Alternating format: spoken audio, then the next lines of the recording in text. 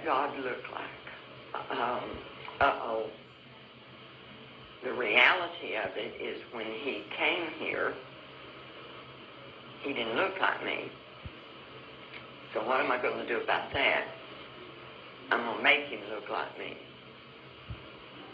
So for hundreds of years, we've been telling you, and now you have to keep in mind that we took away any other god that you might have through force, through fear, through pain, through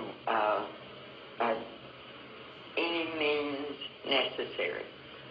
So now I'm going to give you a God, but I'm going to do that in a way that is going to further me. So I'm going to give you a God that looks like me, so that when you bow down to that God, you're bowing down to me.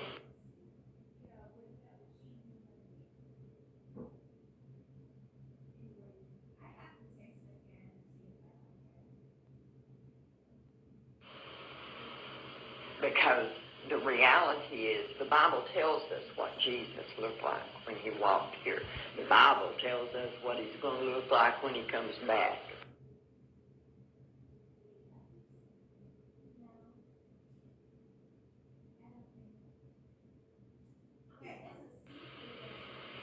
We have taken that and changed it.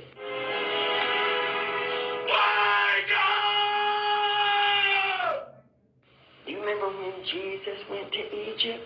He hid in Egypt.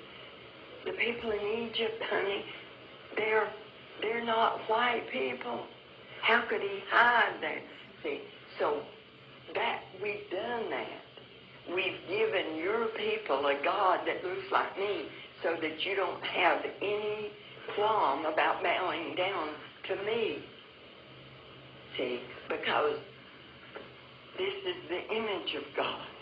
I don't know of any sin that we've committed that's greater than that one.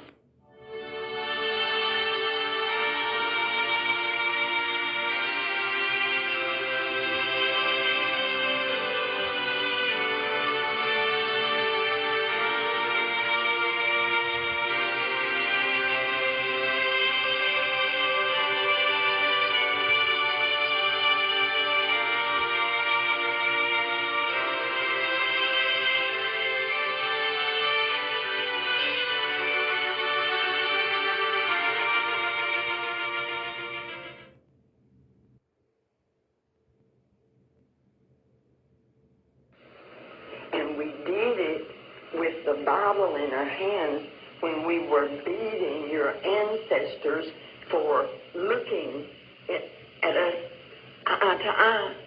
And we're quoting to them from this scripture. Even if we allowed them to have their own ministers, which there wasn't many of because we didn't allow them to read. But if we said, okay, you can have your church. This is my plantation. I'm going to do what I want with it. You can have your church. But then spies were sent. And those spies would stand outside the church, and that man would be beaten, perhaps killed, if he preached anything other than 3 sermons. And those 3 sermons were turn the other cheek, obey your master, and it's going to get better one of these days. God's going to take care of all of it. You're going to be in a happy, happy land. So put up with what you're putting up with now. And we made your people preach that to your people. And it's still being done. It's still being done. Those are the sermons that your people hear. Those sermons are what causes your people to comfort me when I do something that's wrong.